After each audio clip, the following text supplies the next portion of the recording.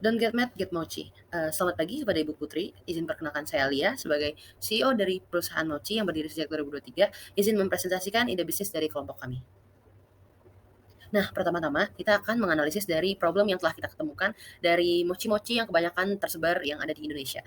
Sebelumnya kita juga tahu mochi pada umumnya itu yang emang rasa original berasal dari Jepang itu rasanya cukup standar. Dan di sini kita menemukan 3 jenis problem, yaitu dari rasa varian mochinya, harga mochinya, hingga size dari si mochinya itu sendiri.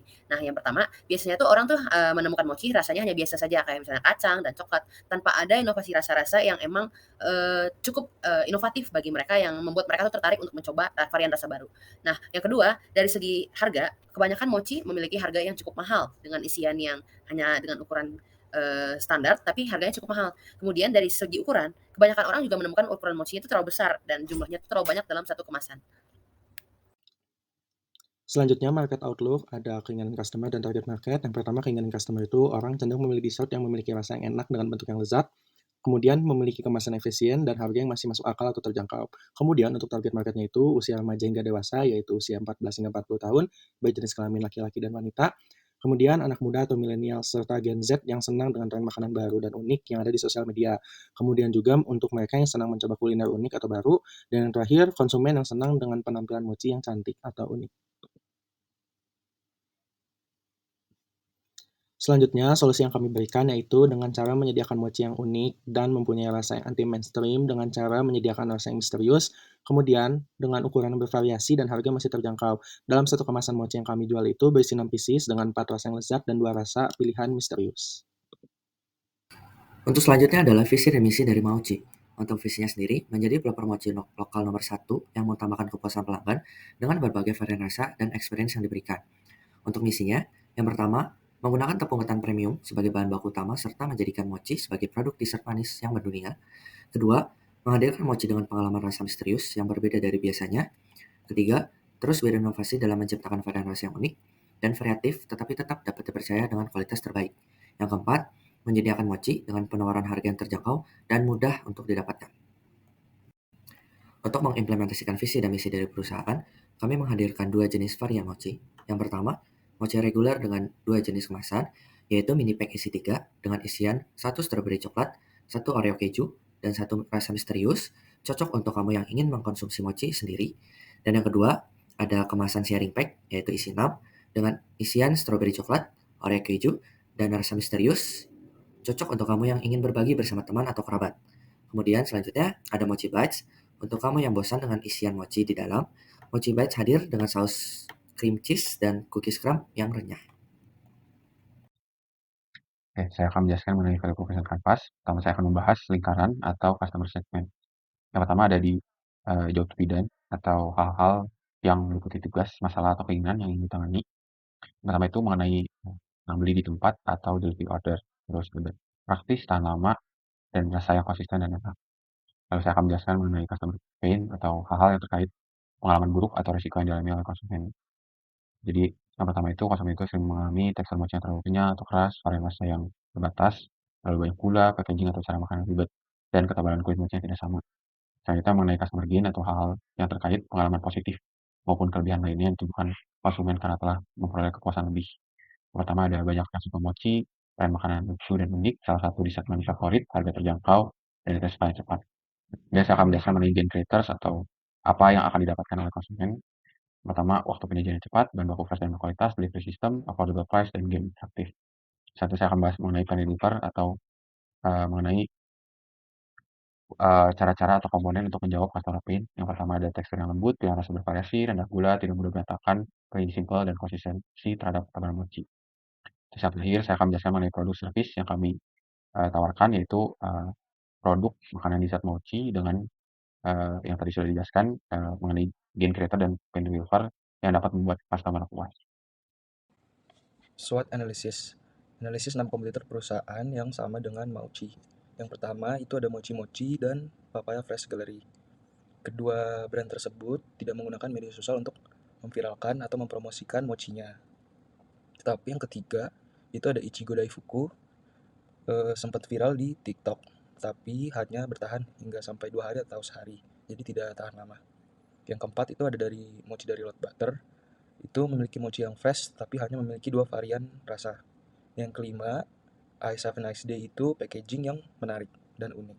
Yang keenam ada dari Sweet Ink, memiliki mochi yang fresh juga tetapi hanya bisa dibeli di bazar tertentu atau event tertentu. Berikut market positioning. Di sini Mochi dan Ichigo Daifuku bersaingan karena memiliki harga yang low price dan menggunakan bahan yang high quality. Lalu ada juga Alice Have a Nice Day dan Sweet Ink dengan low price juga tetapi low quality. Lalu yang pertama tadi ada Mochi Mochi dan Papaya dan dari Lot Butter. Keduanya high quality dan low quality tetapi memiliki price yang tinggi. Nah, sekarang kita masuk ke harga pokok penjualan dan harga jual dari produk yang ada di perusahaan kami. Tentunya ini merupakan hal yang sangat penting ya bagi suatu perusahaan tentang sejauh mana mereka berjalan, apakah profitable, apakah menguntungkan. Nah, berikut saya jabarkan tentang margin yang kami ambil dari produk-produk kami. Seperti yang sudah dijelaskan sebelumnya, kami memiliki 3 jenis varian produk, yaitu mochi dengan isi 6, isi 3, dan mochi bites. Masing-masingnya sendiri mengambil margin yang berbeda-beda dengan harga yang memang tentunya sudah cocok di pasaran. Nah, dari yang isi 6 sendiri, di sini memiliki 3 warna yang berbeda dan tentunya memiliki HPP yang berbeda masing-masing. Bersama packaging dan stiker segala macam, HPP-nya juga sudah dihitung dengan total Rp13.655 dan kami mengambil margin sebesar 156,32% yang mendapatkan harga jual sebesar 35.000. Tentunya sangat menguntungkan bukan?